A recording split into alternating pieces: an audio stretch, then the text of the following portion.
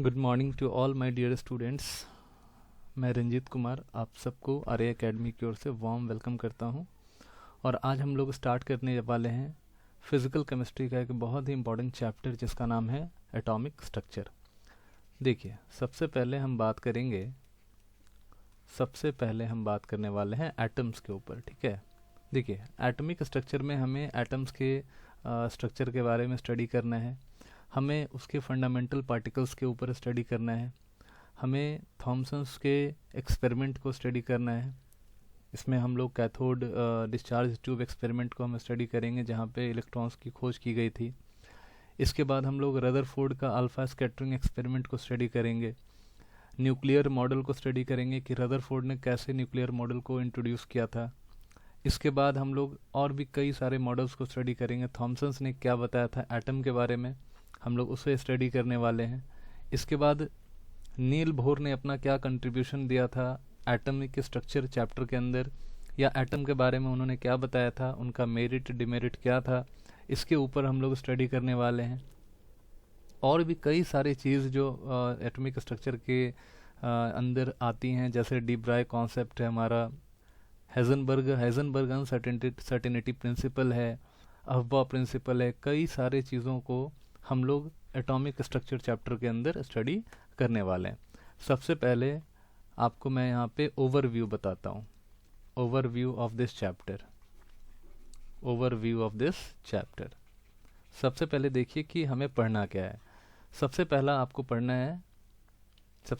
पढ़ना है कि व्हाट इज़ एटम। ठीक है, what is atom.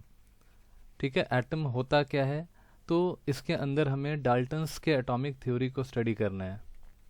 Dalton's atomic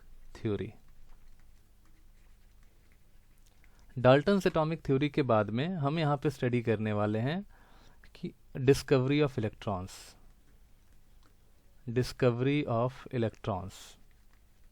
ठीक है, जो डिस्कवरी इलेक्ट्रॉन का किया गया था उसे करने वाले जो साइंटिस्ट थे उनका नाम है थॉमसन।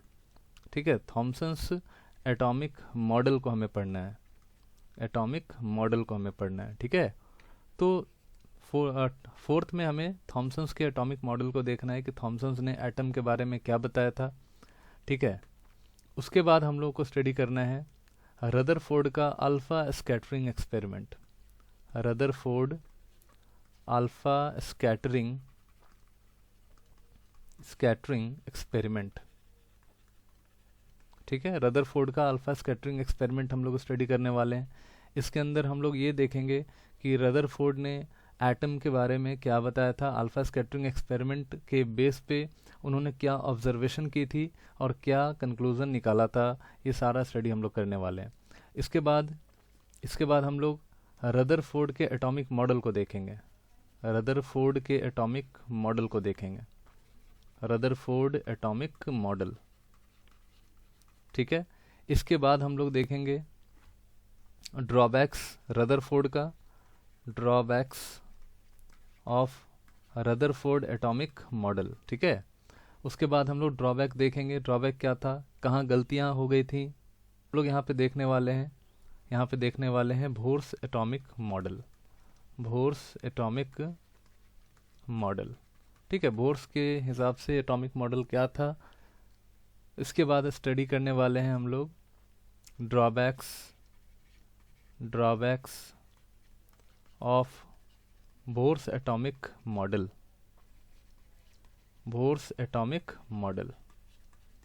ठीक है, तो इसके अंदर देखिए आपको बोह्रस एटॉमिक मॉडल के अंदर कई सारे डेरिवेशंस पढ़ने हैं, जैसे एनर्जीज कैसे हम फाइंड करते हैं, किसी भी सेल का एनर्जी कैसे फाइंड किया जाता है, और बोह्रस एटॉमिक मॉडल को क्वांटाइज्ड मॉडल भी कहा जाता है। यहाँ से हर चीज़ क्वांटाइज होना शुरू हो जाएगा, एनर्जी क्वांटाइज होगा, वेलोसिटी क्वांटाइज हो जाता है इलेक्ट्रॉन का, रेडियस क्वांटाइज होता है, फ्रीक्वेंसी क्वांटाइज हो जाता है, टाइम पीरियड क्वांटाइज हो जाता है। हम लोग यहाँ पे इलेक्ट्रॉन्स के ऊपर जितने भी चीज़ें हैं वो सारे हम लोग यहाँ पे स्टडी करते हैं। के में हम लोग को पढ़ना है डी ब्रॉगली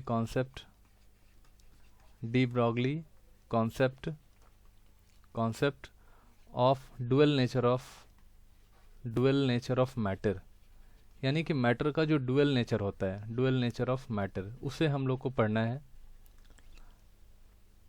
एल में देखिए, फिर हमें स्टडी करना हाइजेनबर्ग अनसर्टिनिटी प्रिंसिपल, ठीक है।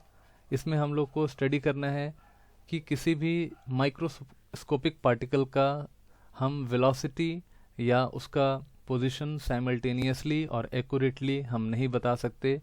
इसके ऊपर उन्होंने एक कॉन्सेप्ट दिया था, हाइजेनबर्ग नाम के साइंटिस्ट ने एक कॉन्सेप्ट बनाया था कि किसी भी माइक्रोस्कोपिक पार्टिकल का हम एग्जैक्ट पोजीशन एक्यूरेट तरीके से फाइंड नहीं कर सकते, ना हम उसके एक्यूरेट वेलोसिटी को फाइंड कर सकते हैं, ठीक है।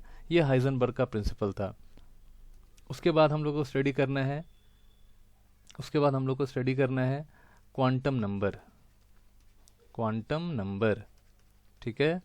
इस चैप्टर के अंदर बहुत सारे क्वेश्चंस क्वांटम नंबर से पूछे जाते हैं, आपको क्वांटम नंबर भी स्टडी करना है। इसके बाद आपको पढ़ना है अफबाउ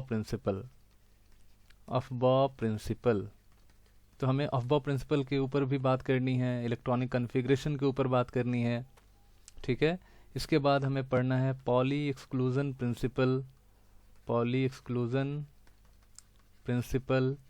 ठीक है। पॉली एक्सक्लूजन प्रिंसिपल भी हम देखेंगे, पॉली एक्सक्लूजन प्रिंसिपल और मैक्सिमम स्पिन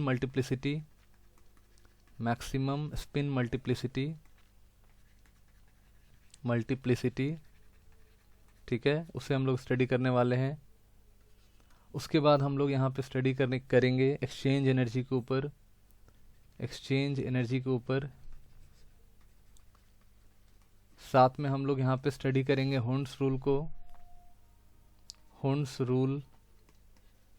रूल को स्टडी करेंगे, साथ में हम लोग स्टेबिलिटी को भी स्टडी यहाँ पे करने वाले हैं।